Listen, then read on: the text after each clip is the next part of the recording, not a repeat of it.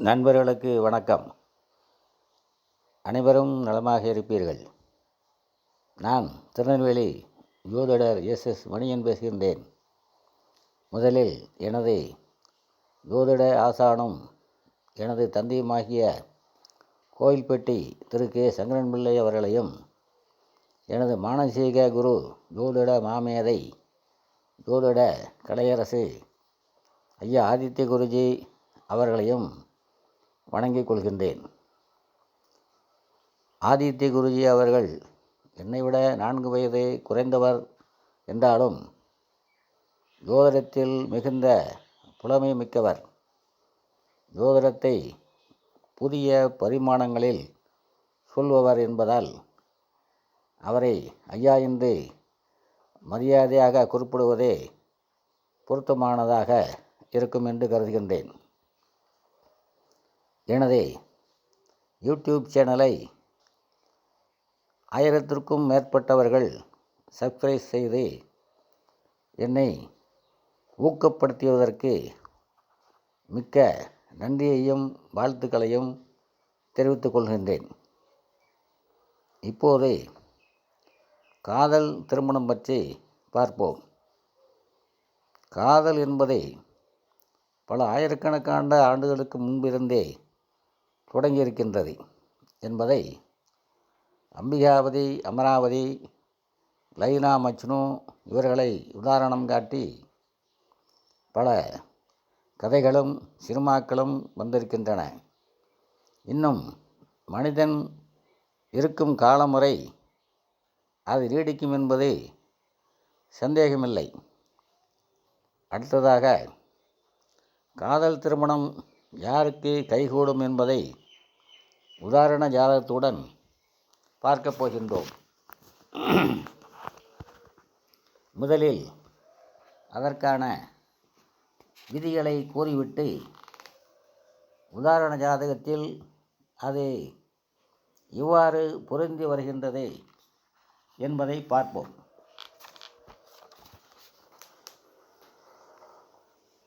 ஏழு கூடிய கிரகம் 5இல் இருந்தாலும், 5 கூடிய கிரகம் 7இல் இருந்தாலும், அல்லது 5, 7 கூடிய கிரகங்கள் கேந்திர கோணங்களில் இணைந்திருந்தாலும், 5, 7 கூடியவர்கள் ஒருவரை ஒருவர் பார்த்து கொண்டு இருந்தாலும், ராகு சுக்கிரனுடன் இணைந்து ராகு தசை நடந்தாலும், சுக்கிரன் வீட்டில் அமர்ந்த ராகு தசை நடந்தாலும், 7ஆம் இடத்தில் ராகு கேதுகள் அமர்ந்து அவர்களை சுக்கிரன் தொடர்பு கொண்டாலும், இவை லக்கணப்படியும் ராசிப்படியும் இருக்குமானால் உறுதியாக காதல் திருமணம்தான் நடக்கும் என்பது சொல்லலாம்.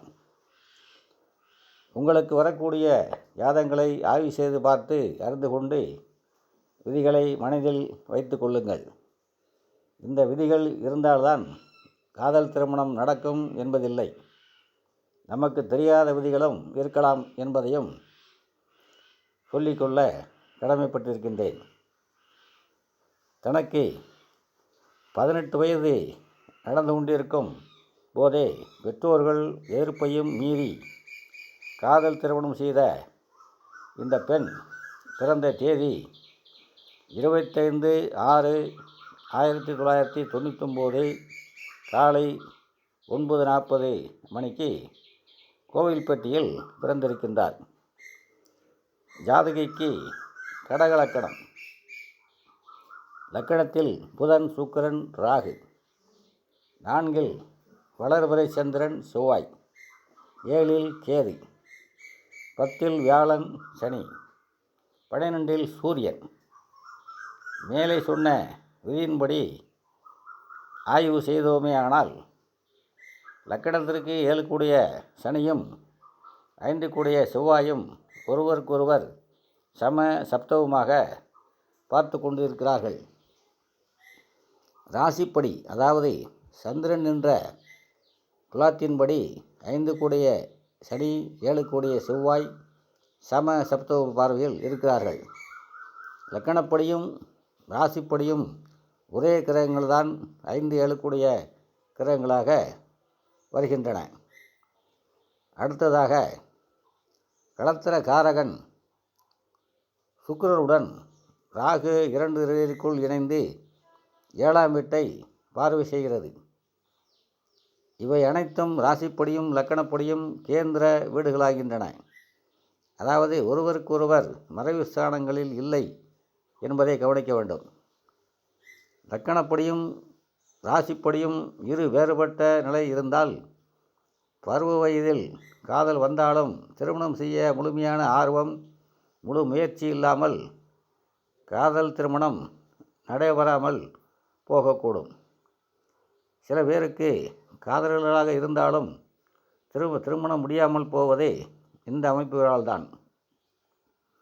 அது மட்டுமல்லாமல் இந்த அமைப்பு இருந்தால் மட்டுமே காதல் திருமணம் நடக்குமா என்றால் இல்லை என்று தான் சொல்ல வேண்டும். 7 கூடைவன் தசையோ 5 கூடைவன் தசையோ வந்தால்தான் இந்த பலன்கள் நடக்கும். இந்த ஜாதகிக்கு 6 வயது முடிந்து 7வது வயதிலேயே கடகலக்கணத்திற்கு 7, 8 கூடைய சனி திசை ஆரம்பித்து நடந்துள்ளது.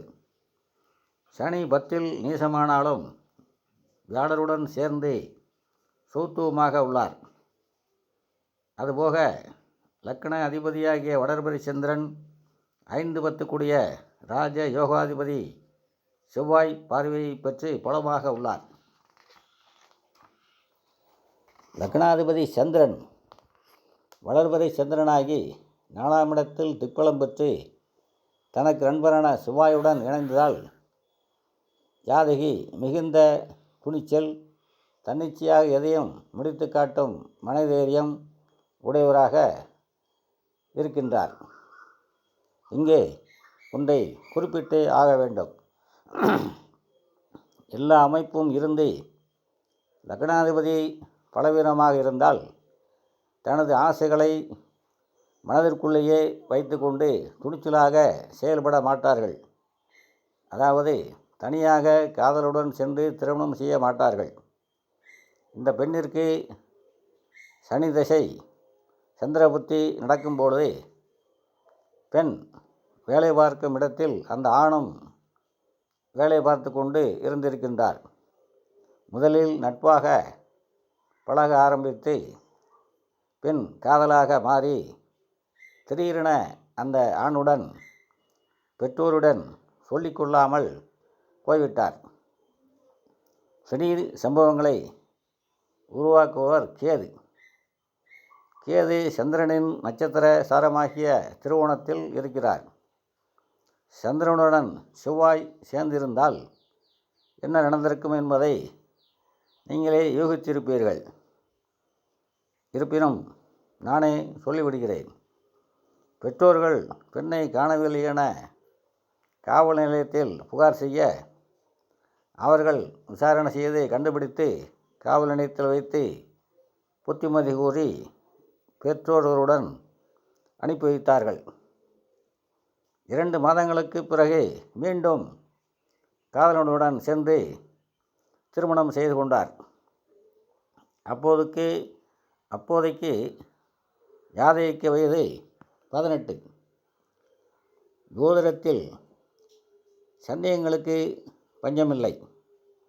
சிலர் 7ஆம் இடத்தில் கேது இருக்க சனி 10ஆம் பார்வையாலும் செவ்வாய் 4ஆம் பார்வையாலும் பார்க்க எப்படி இளம் வயதில் திருமணம் ஆனது என்ற கேள்வி எழுவது இயற்கையாகும். முதலில் கேதுவுக்கு வருவோம். கேது நின்ற சாரம் திருவோணம். லக்னாதிபதி சந்திரன் சாரம். ஆகவே அவர் கெடுக்க மாட்டார். அடுத்ததாக சனி நேர்வலு இழந்து நீசமாகி வியாழனுடன் சேர்ந்து சூத்துவமாக இருக்கின்றார். ஆகவே அவரும் கெடுக்க மாட்டார். திருமணம் செய்ய தூண்டுவதே சனி பகவான் தானே. அடுத்ததாக செவ்வாய் கடக லக்கணத்திற்கு ராஜயோகாதிபதி வளர்பிறை சந்திரனாகிய லக்னாதிபதியுடன் சேர்ந்து சூத்துவமாக இருக்கின்றார். ஆகவே அவர் பார்வையும் செவ்வாய் பார்வையும் கெடுபலங்களை தராது. நன்மை செய்வாரை தவிர கெடுபலங்களும் இருக்காது.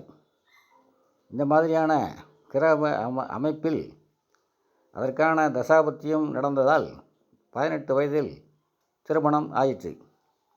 இப்பொழுது 2 ஆண் பிள்ளைகளுடன் சொந்த வீடு வாகனம் என்று நல்ல வசதியாக உள்ளார். சூத்துவமான சனியின் தசை நடப்பதாலும் ராஜ யோகாதிபதி செவ்வாய் 4ஆம் இடத்தில்